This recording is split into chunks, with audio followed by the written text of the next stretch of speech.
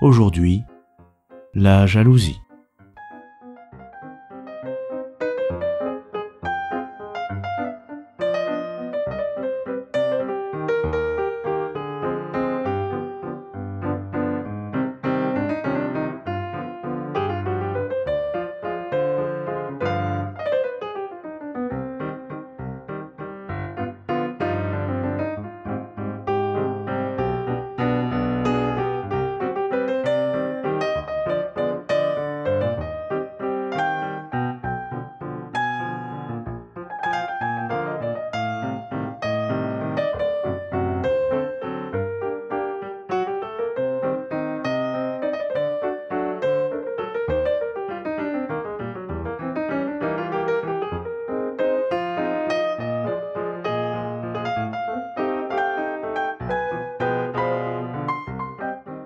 Se comporter en vrai jaloux n'est pas donné à tout le monde.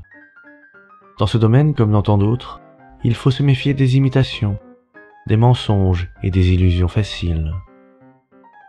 Combien de couples dissimulent-ils derrière l'apparence d'une saine et intense jalousie leur confiance mutuelle et leur inavouable complicité?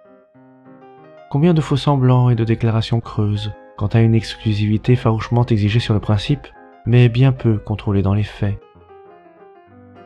Il y a les jaloux de pacotille, qui menacent du pire mais sont incapables de se mettre sérieusement en colère. Les apprentis jaloux, qui se veulent intrusifs et autoritaires, mais s'excusent dès qu'ils ont l'impression d'avoir nourri de faux soupçons. Les jaloux et les jalouses de contrebande, qui agitent la culpabilité de leur conjoint dans l'unique but de se régaler eux-mêmes d'un adultère qu'ils jugent bien mérité. En vérité, devenir un authentique jaloux s'apprend et exige un entraînement sévère. Alors, si vous souhaitez goûter les vertiges de la jalousie, exacerber votre autorité affective, toxiciser votre masculinité ou castratriciser votre compagnon, voici quelques conseils indispensables pour réveiller le jaloux qui est en vous.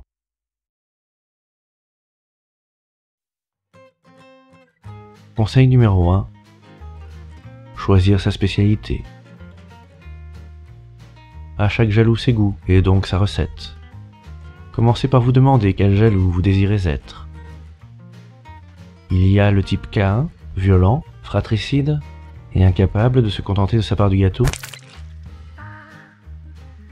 Le type Proust, d'une violence bien plus psychologique et raffinée, mais non moins gourmand en échauffement de toutes sortes, et tout aussi impuissant à réfréner ses pulsions.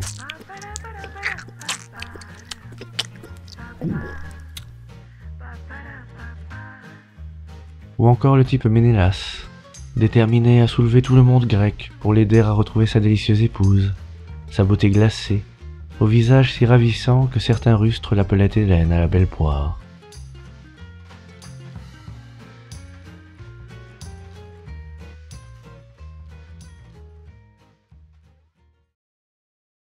Conseil numéro 2.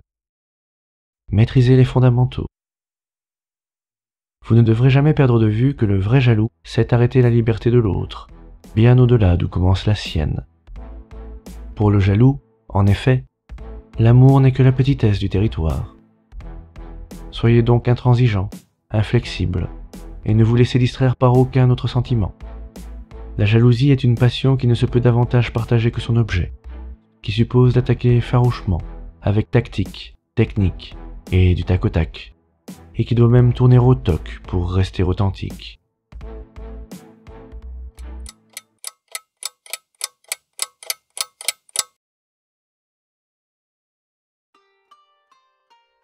Conseil numéro 3. Ne pas s'économiser. Pour atteindre l'excellence en matière de jalousie, l'essentiel est de ne jamais relâcher la pression. Bien entendu, le recours aux moyens les plus modernes n'est pas à dédaigner, tant ceux-ci peuvent apporter d'éléments propres à entretenir les doutes nécessaires à l'équilibre du maître jaloux. Mais puisque celui-ci vit aux dépens de celui qu'il regarde, il ne faut pas négliger pour autant l'observation directe. C'est ainsi que vous goûterez au mieux les charmes si discrets de la jalousie.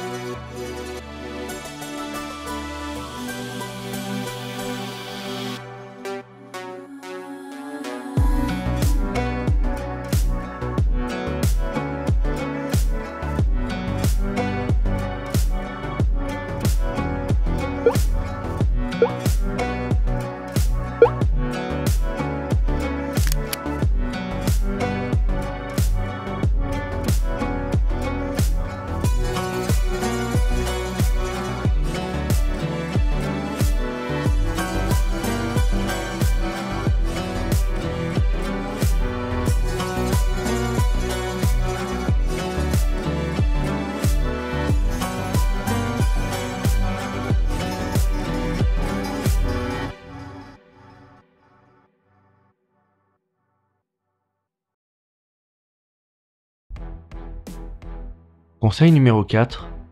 Ne pas se laisser manipuler. Une fois suspecté, l'objet de votre jalousie risque d'employer toutes sortes de ruses pour justifier ses incartades. Sans doute essaiera-t-il aussi de jouer sur votre mauvaise conscience, ou même d'inverser la culpabilité. Ne vous laissez pas berner, non plus que par ses remords tardifs, ses promesses mensongères ou ses reproches hypocrites. Si vous voulez arriver à vos fins, vous ne pouvez pas vous permettre de voir la vie en rose, mais vous devez rougir de jalousie et non pâlir de galanterie.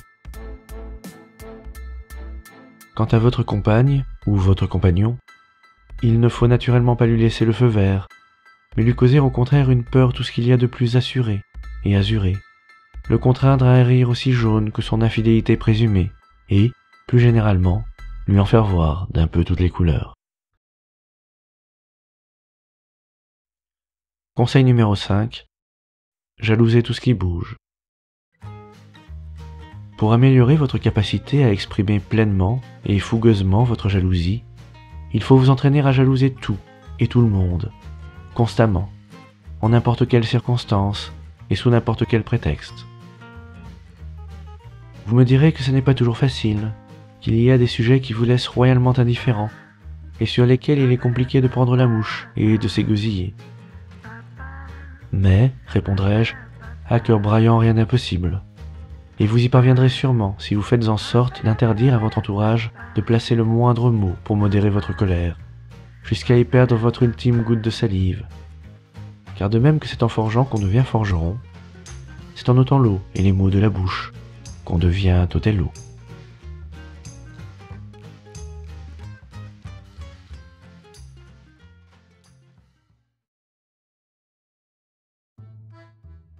Conseil numéro 6. Savoir déléguer.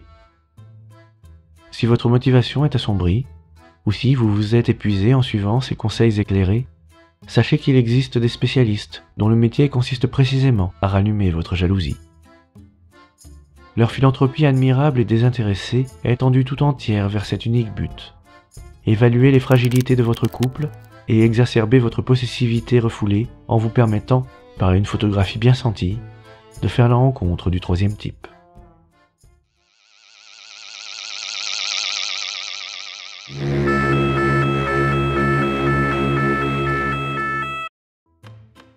Leur professionnalisme et leur expérience sont tels que votre cible n'a que peu de chances de leur échapper. Elle pourra toujours tenter de se cacher, de se grimer et de sortir incognito, rien n'y fera. Qu'elle soit habillée d'un manteau ou d'un t-shirt, qu'elle sorte nu-tête ou dissimulée sous un sombrero, qu'elle porte une veste, une cape, un pantalon, une djellaba, un costume d'Halloween, un déguisement de détective à la gomme, ou même une simple robe à lait grillé.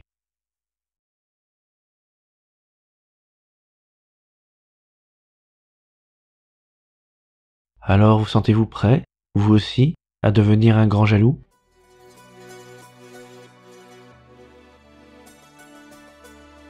Si l'aventure vous tente, n'ayez aucune hésitation à sauter le pas, à présenter à votre conjoint toutes sortes de femmes et d'hommes séduisants et à mettre en pratique chacun des conseils précédents. C'est une expérience que vous ne risquez pas d'oublier. Et même si vous n'êtes pas très à l'aise au début, vous constaterez avec joie qu'une fois enclenché le cercle vertueux de la jalousie, tout devient rapidement beaucoup plus facile et naturel. Car assurément, plus on se montre jaloux et plus on trouve de nouvelles raisons de l'être.